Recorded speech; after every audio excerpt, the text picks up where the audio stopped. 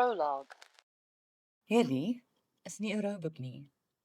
Die mark is oorstroom met daardie soort gepoleerde kliniese vertellings van jou pyn en wat dit ook verklein tot iets hanteerbaar.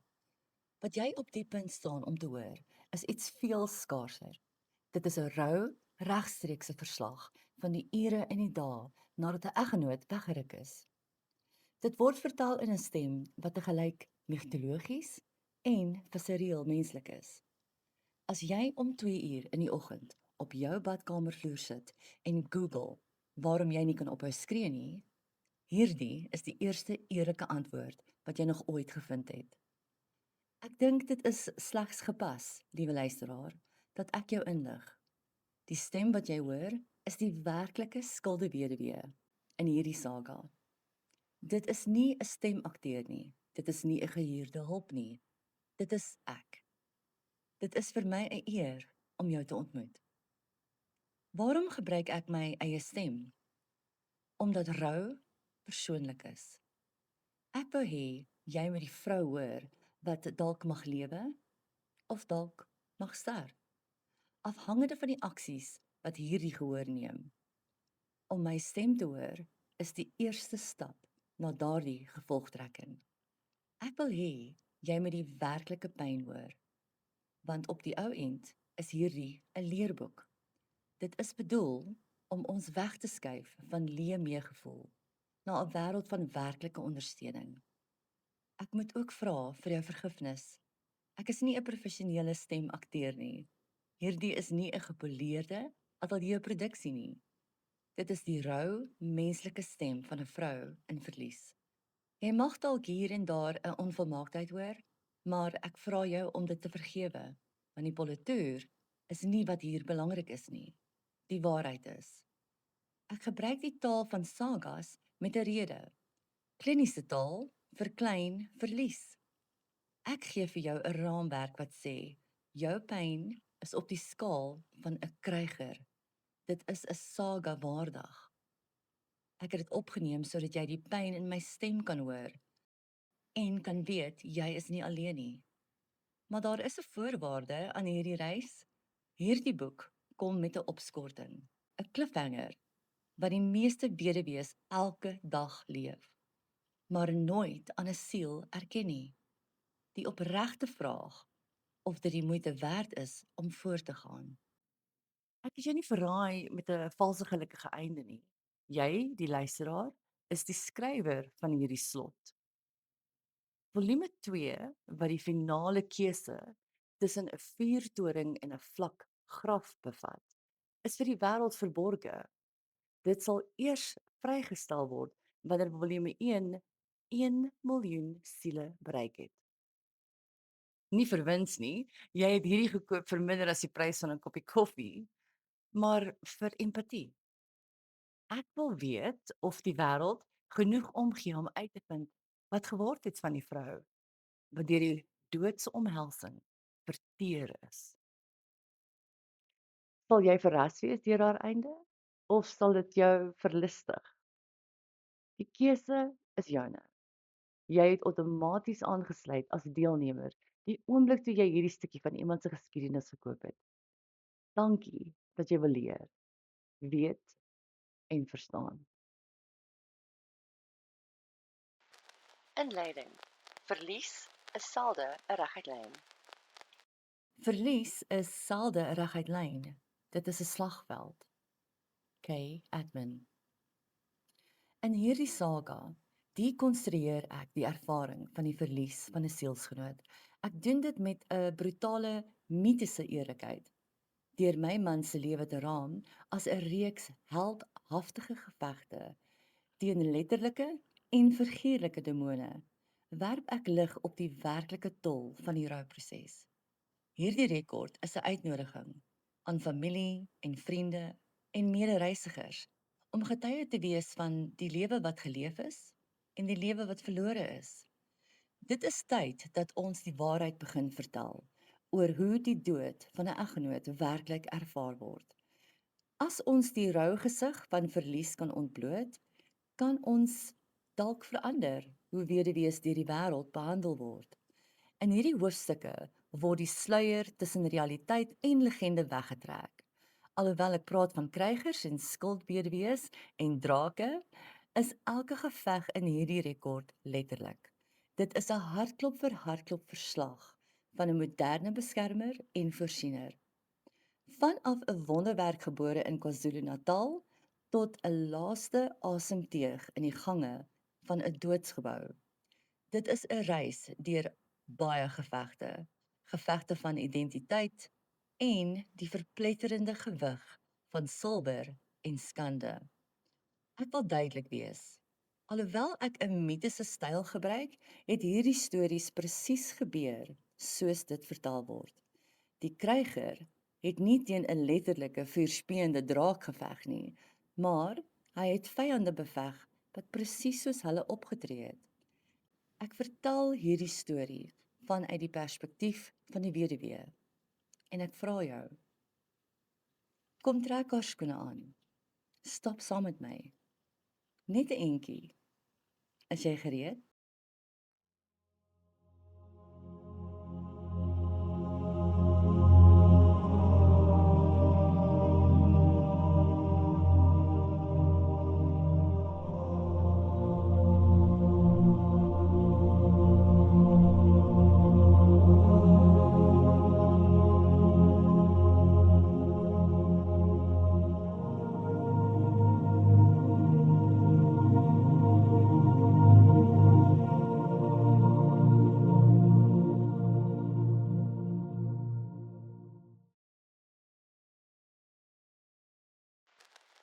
Hoofstuk 1. Die presiese uur.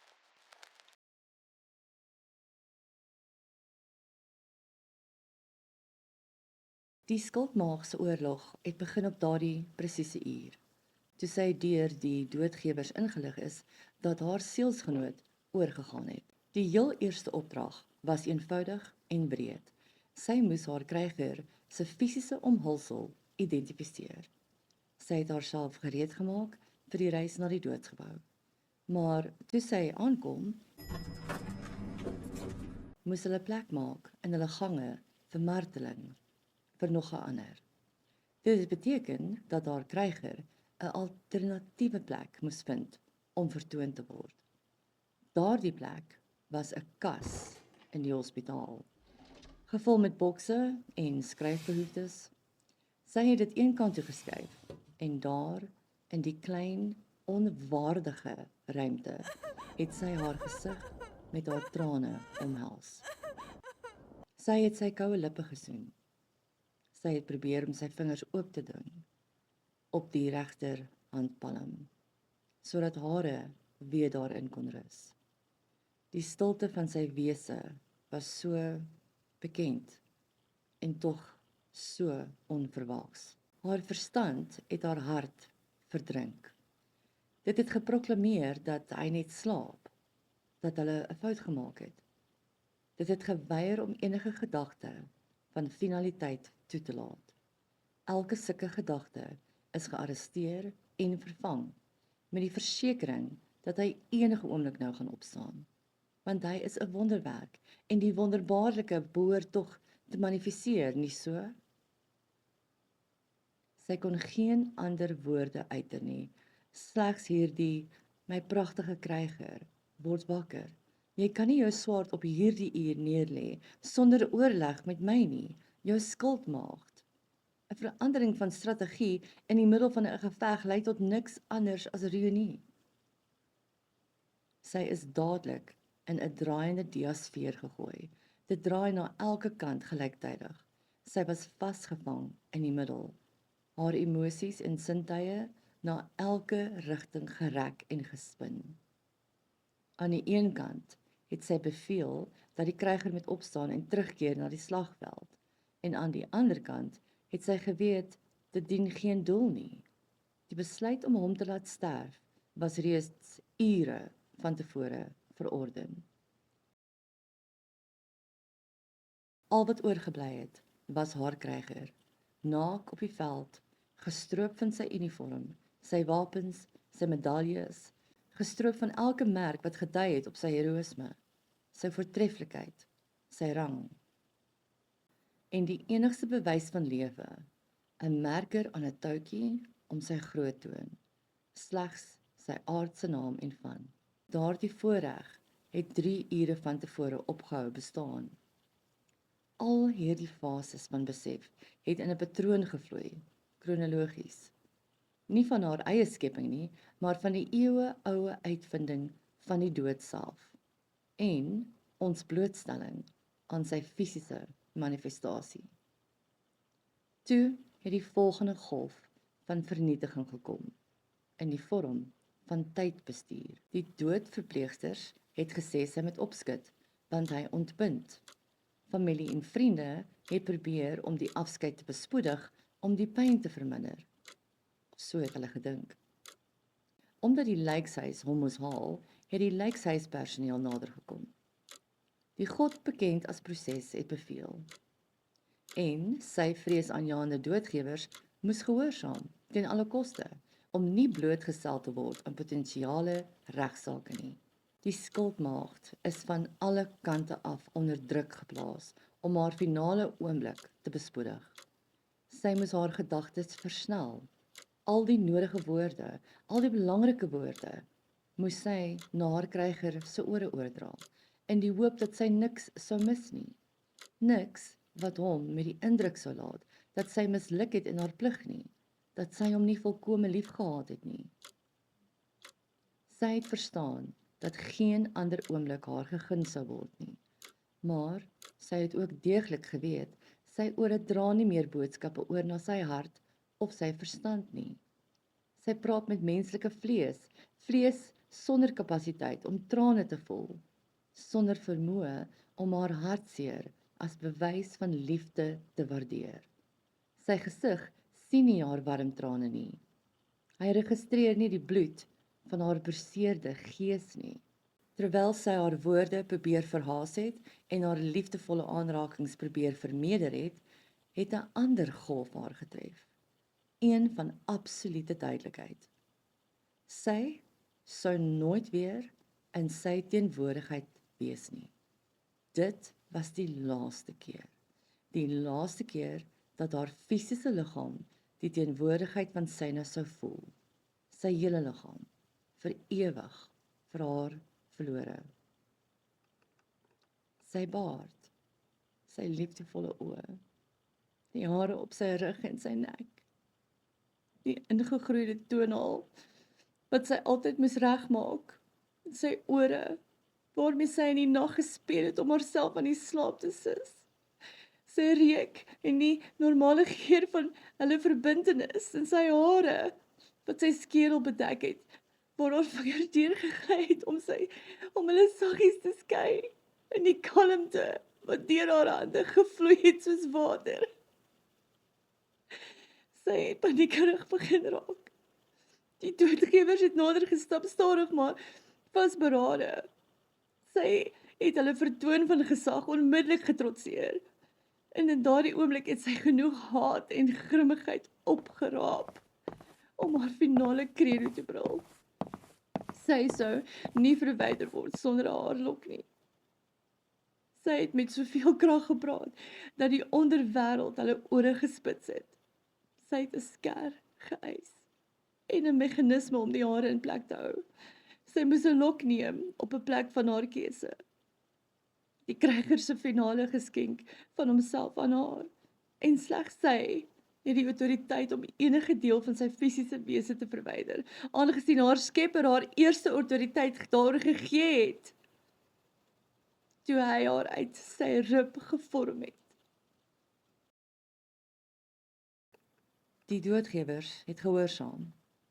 Hulle het die gereedskap gebring, terwyl sy begin sny het, en sy het hom om verskoning gevra vir die gaping wat dit sou laat.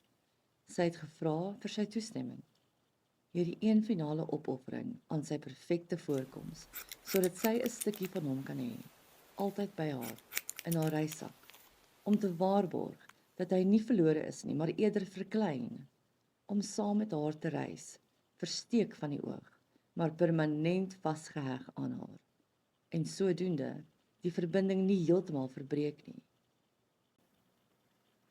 Sy het die hare saggies gebind met die haarrek wat die doodgewers verskaf het, dit stadig en versigtig in die sak van haar borsharnas geplaas, genesel langs haar hart, uit vrees dat dit enige oomblik weggeneem kon word. Haar beste vriendin het haar toeliggies getrek en gestamp. Sy kon nie meer die toneel voor haar uitstaan nie. Sy wou net die kanaal verander so gou as moontlik, voordat dit haar permanente nagmerries gee. Met trane in haar oë het sy die skuldweduwee se liggaam versigtig omgedraai. Maar sy het haar kop toegelaat om gedraai te bly na haar kryger, terwyl hy kleiner en kleiner geword het. Soos sy wegbeweeg het in 'n ander dimensie, waar hulle nie meer dieselfde lig deel nie, waar hy nie lig inasem nie, slegs gasse afgee. Die doodverpleegsters het haar kryger se harnas oorhandig. Sy swaard, sy stewels, alles wat hy by hom gehad het ten tye van sy dood. Hulle het dit geplaas in 'n groot rooi, deursigtige plastieksak, gereserveer vir Phyllis. Nog 'n geskenk van die doodgewers, sonder skaamte, sonder empatie en sonder respek. Hierdie is nie 'n fabel nie, dit is die realiteit van 'n openbare hospitaal in die pragtige, demokratiese, sonnige Suid-Afrika. Soos sy hom nie meer kon sien nie, het haar kop steeds geweier om te draai. Al het haar nek gerebelleer teen die spanning, sy het dit geïgnoreer. Al wat sy gehoor het, was dowwe fluisteringe. Ek dink ek het hom gesien beweeg. Wag, het sy bors nou net beweeg? Wag, ek is seker ek het gesien hoe sy lippe probeer uitroep, moenie gaan nie. Sy het geweet wat dit was. Haar realiteitsmonitor op etenspause. Haar hart en siel wat die verhoog ingeneem het, gedryf deur die suiwer behoefte dat dit nie werklik moet wees nie.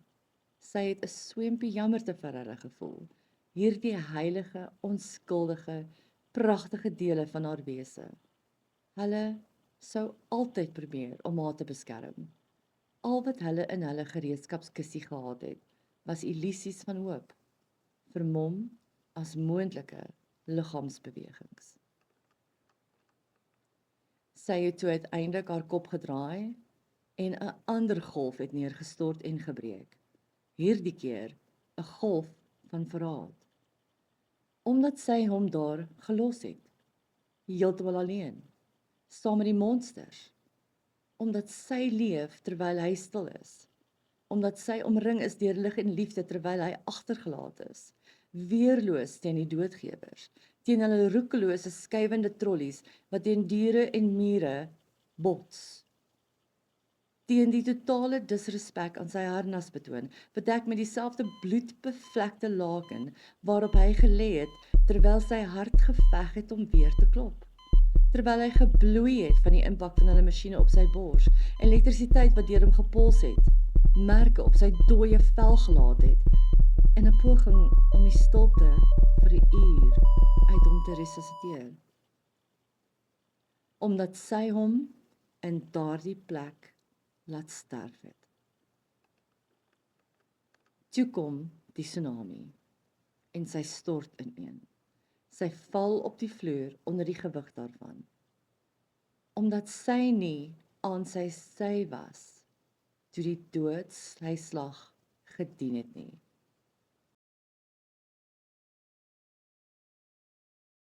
Sy het haar kryger gefaal. Sy het haar skepper gefaal en erger, sy het die aanspraak verloor om aan sy liefde vas te klou. Op hierdie punt trek haar hart terug. Dit kan nie getuie wees van haar ondergang nie. Haar siel smeek om geskei te word van sy sterflike omhulsel en haar verstand gaan onmiddellik in beskermmodus in, deur die kryger van gevoelloosheid vry te laat. Hulle stroom in na elke hoek, elke sel wat oorbly. Sy aanvaar die geskenk in pure wanhoop, want sy ken die krag van gevoelloosheid. Alle emosies hou op, alle gedagtes hou op, alle sintuie staan stil in volledige saluut, wagtend op opdragte, en hulle sal nie 'n duim beweeg totdat die opdragte uitgereik is nie. Sy gly deur tyd en ruimte. Sy hoor die verskeie gekerm en diegene rondom haar. Sy voel hoe hulle hande teen haar arms en haar skouers wryf.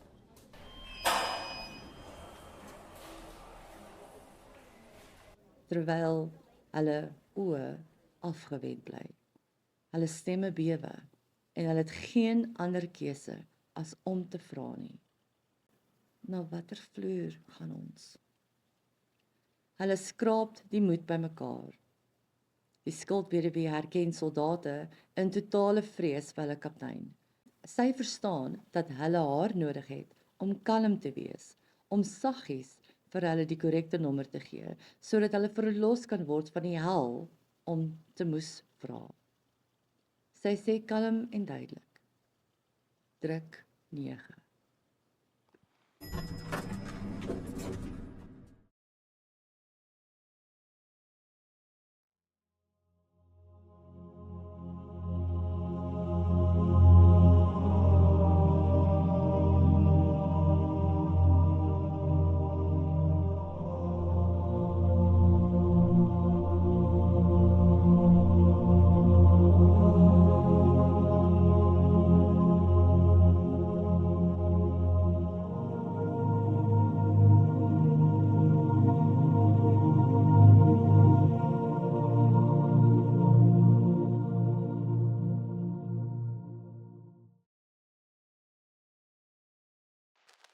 Hoofstuk 2: Die kryger. Maar om ons kryger te verstaan en die gevegte wat hy gevoer het, moet ons eers teruggaan na sy begin. Eendag het 'n besoeker aan ouma se woning iets anders aan die 2-jarige kryger opgemerk. Terwyl hy na die kind gestaar het die besoeker se oë wild geword. Hy het uitgeroep: "Hy het rooi wange!" Ouma het na die klein kryger gehardloop. Die kind het op die vloer gesit en 'n Bybelversie in sy handjie gehad. En wat het dit verklaar? Vader het julle gebede gehoor en julle trane gevoel. Jy geloof en vertrou dat julle genees is. 'n Ware wonderwerk, want die dokters en spesialiste was oortuig dat hierdie kind geen kans op herstel gehad het nie. Nie na 35 onsuksesvolle bloedoortappings nie. Hulle het geglo hy moes die genade gegee word om sonder pyn te wees, sonder die konstante verdrinkingseffekte van sy ongeneeslike, seldsame siekte, Black Fan Diamond Anemia. Wat hulle wetenskap nie in ag geneem het nie, was dit: hy is gebore uit 'n krygerouma en 'n krygermoeder. Die moeder, 'n verpleegster by die hospitaal, het in die gange afgehardloop op daai tyd en sy het op haar knieë gesmeek en gepleit: "Asseblief gaan aan, moenie ophou nie. Daar is hoop." Die bloedoortappings het nie opgehou nie. En krygerouma het 'n geestelike leer opgeroep in diens van die Almagtige om namens die kind te veg. Daardie geveg het 2 dae geduur. Dit is aangevuur deur honderde mense reg oor die land wat gebid het vir sy lewe. En dit het gewerk. Hy was voortaan bekend as die wonderkind, wyd en suid, reg deur die provinsie van KwaZulu-Natal. En dit was slegs die begin van die wonderskap binne in hierdie kryger. Ons kryger het nie die oorsprong van sy vader geken nie, sy naam nie sy gesig nie. Dit het hom gelaat met 'n leemte wat sy hele lewe beïnvloed het en uiteindelik verander het in 'n geveg om sy identiteit te besit, om sy plek tussen die mensdom te vind. Op 5-jarige ouderdom is hy aan 'n stiefpa voorgestel. Hierdie bekendstelling het groot hartseer gebring. Nou moes hy sy moeder en haar voortdurende liefde met 'n ander een deel. En kort voor lank het die liefde teenoor hom al hoe minder geword. Dit het 'n totale stilstand gekom met die koms van 2 stiefbroers, skielike aanslag van 'n siekte met die naam van slaapapnee. Sy moeder is gediagnoseer toe die broers nog net kleuters was. Staat om na hulle om te sien terwyl sy 'n voltydse verpleegstersposisie beklee het nie. En weens finansiële beperkings het haar werk gewen en haar kinders verloor. Die moeder en die stiefpa het op 'n baie jong ouderdom verlief geraak. Sy moeder was 27 en sy stiefpa was maar slegs 18. Hy het 'n beroep as bewaarder aangeneem by een van Suid-Afrika se mees berugte maksimum sekuriteitstronke. Elke dag het hy na die bose gekyk en kort voor lank het hy skoonheid heeltemal uit die oog verloor. Die enigste manier wat hy kon vind om daardie boosheid te hanteer, was om dit uit my kryger uit te slaan. My kryger was teen daardie tyd al 'n tiener. Hy het grootgeword in daai omgewing waar sy moeder te moeg was om na haar seuns te kyk. Dit het die kryger die primêre versorger gemaak. Kosblikke pak, ontbyt maak, by die skool kry, omsien na huiswerk. Sy moeder was die meeste van die tyd op suurstof en onbekwaam om teenwoordig te wees wanneer sy by die huis sou kom uit. So, terwyl sy geslaap het, het my krieger slaa gekry. Die volle toren van die stiefpa bewaarder, 'n man wat geglo het dat alles met woede, vrees en mishandeling reggemaak kon word. Hy het sy huis na die tronk geskoei, die kinders soos gevangenes behandel en aangesien my kryger nie van sy bloed was nie, het hy die volle slag aangelei. Die moeder, altyd in 'n diep slaap, het nooit geweet nie. My kryger wou haar ook nie bekommer nie en sy trots het hierdie belydenisse glad nie toegelaat nie.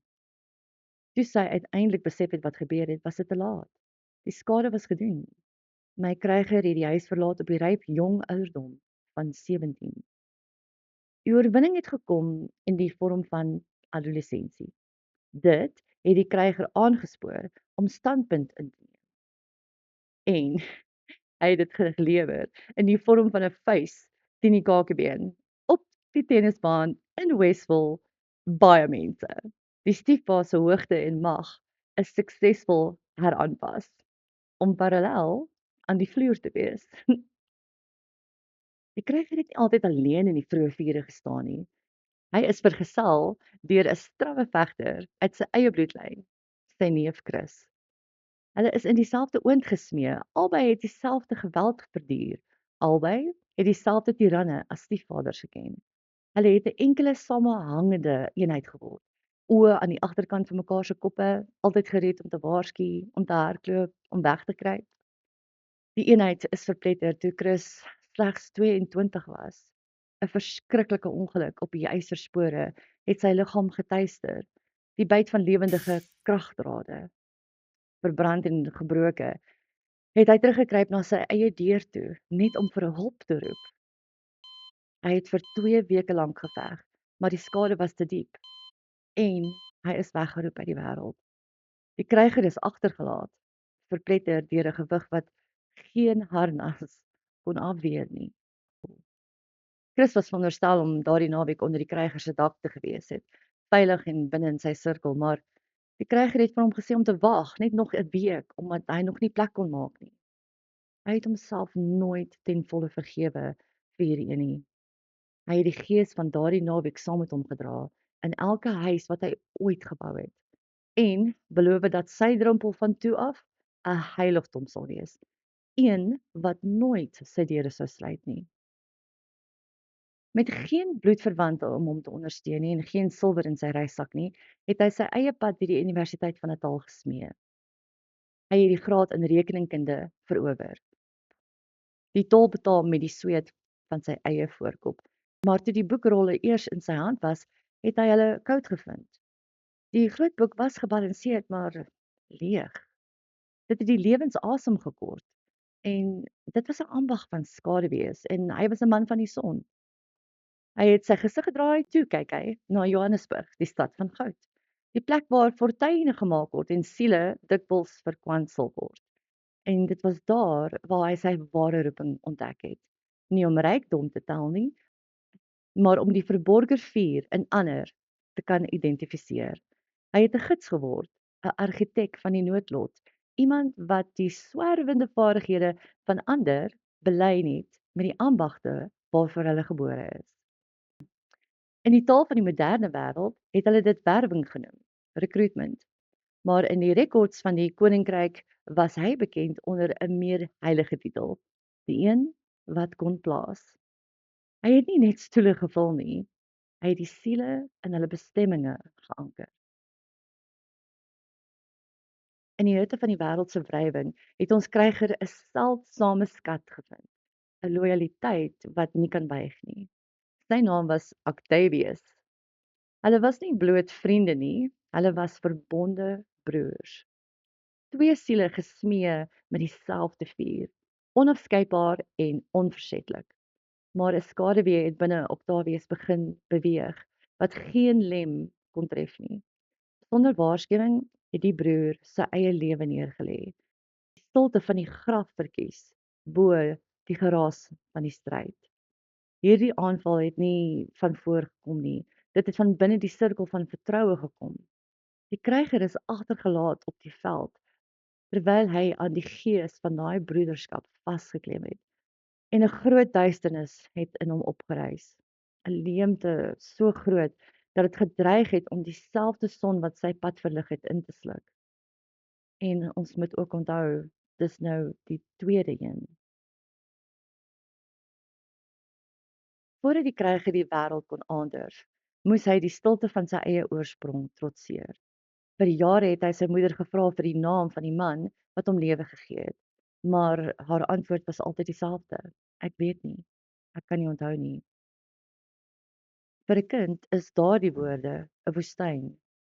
Dit laat jou ronddwaal in aannames. Was dit trauma, 'n uitpassering, 'n gerieflike muur om die waarheid weg te steek? Sy het die antwoorde saam met haar na 'n graf geneem. Kryger gelaat om te wonder of hy sy vader eers in die gange van die hemel sou ontmoet. Daar was fluisteringe van ouma, leidrade wat nêrens gelei het nie. En toe 'n naam, Andrei. Hy was van die verkeerde kant van die spoorlyn. Meester Riege wat die oupa se hoë aansien absoluut gehaat het. Hy het die kryger se moeder nagejaag alhoewel sy hom nie terug liefgehad het nie. Toe my kryger 'n man se hart ontwikkel het, het hy Andrei opgesoek. Hulle het na die tydlyn gekyk, selfs sy moeder het erken dat daar 'n kans was. Hulle het nie op die resultate gewag om te begin lewe nie en vir 'n kort seisoen het hulle 'n band gevorm, avonture beleef, as pa en seun opgetree, 'n brug gebou oor 'n leeftyd se afwesigheid. En dit was vir my kryger die beste tyd van sy lewe. Hy het uiteindelik ergens behoort. Maar daai brug was van glas gemaak. Eendag het 'n strawwe klop aan die deur geskud. Andrei het daar gestaan met trane van woede in sy oë. Hy het die DNA-dokumentasie teen my kryger se bors gegooi en die woorde uitgespoeg: Ek is nie jou vader nie. Hy het weggestap in die skaduwees in en die kryger alleen gelaat in 'n vars afgrond. Hy het nie net 'n vader verloor nie, maar 'n vriend verloor. Hulle het nooit weer gepraat nie en die stilte het teruggekeer, dieper in, kouer as tevore. Uit die rook van die vorige oorlog het 'n nuwe lewe verskyn. Op die ouderdom van 23 is 'n seun vir my kryger gebore. In 'n poging om sy gees te anker, het die kryger voorberei vir die huweliksverbond, want hy het na die moeder se land gereis want hy wou 'n vesting vir sy bloed gebou het. Maar hy het gou ontdek dat nie alle vure goddelik is nie. Terwyl ons kryger gesmee is in die bestendige vlam van doelregtigheid, is die moeder beweeg deur 'n wilde, onvoorspelbare hitte. Haar natuur was olie op sy vuur. Wanneer sy ontvlam het, het die inferno gedreig om alles wat hulle gebou het te verteer. In die mees pynlikste keuse van sy bestaan, het hy die oorlewing van die kind verkies bo die heiligheid van die huis. Om te verhoed dat die huisvure die seun se siel skend, teruggetrek. Dit was 'n oorwinning van genade, gekoop met die prys van 'n vader se teenwoordigheid. Om vir 'n seun en 'n moeder te voorsien op die skrale byt van 'n kroegman se ambag was 'n onmoontlike taak. Die prys van oorlewing was wrede ballingskap. Ons kryger is ingedwing na ver afgeleë lande, besig om te soeg vir die silwer wat nodig is om die voorreg van die vaderskap te koop. Terwyl hy vir hul brood in die verte geveg het tyd 'n vyand geword wat nie kon getref word nie. 'n Skeur het oopgegaan tussen die Vader en die Seun, 'n groot canyon, uitgekap deur afwesigheid en aangevuur deur die stilte van die myle. Dit het so wyd en so diep geword dat die brug uiteindelik verdwyn het. Nie in staat om die gaping te oorbrug nie, het ons kryger daardie ontsaglike liefde geneem en dit styf vasgebind met 'n heilige rooi lint, weggebêre in die diepste donkerste hoek van die kas van sy hart. So goed wegversteek vir so lank dit dat die lig van die dag dit nie meer kon bereik nie en die sleutel was byna verlore in die skaduwee.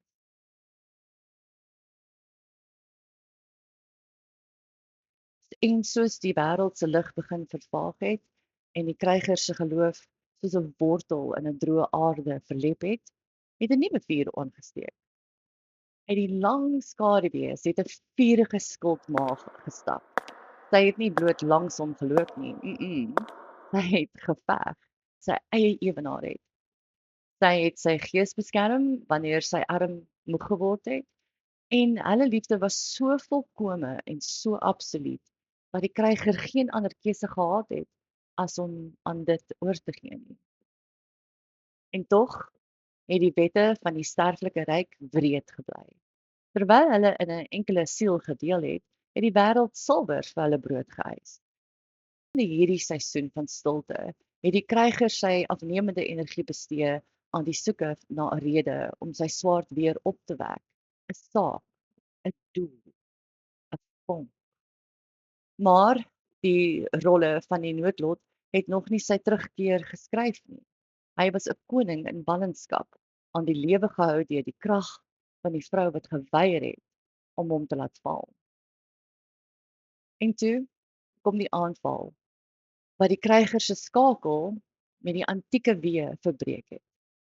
Die oupa, die groot hoofman wat die hol leemte gevul het, wat deur 'n afwesige vader gelaat is teruggeroep na die voorvaders. Hy was 'n man van die woord, 'n trustee van die waarheid, 'n leermeester wat die kryger geleer het hoe om die gewig van 'n lem te balanseer met die grasie van 'n gebed. In die oë van die mense was hy 'n reus, geëer en onmankelbaar.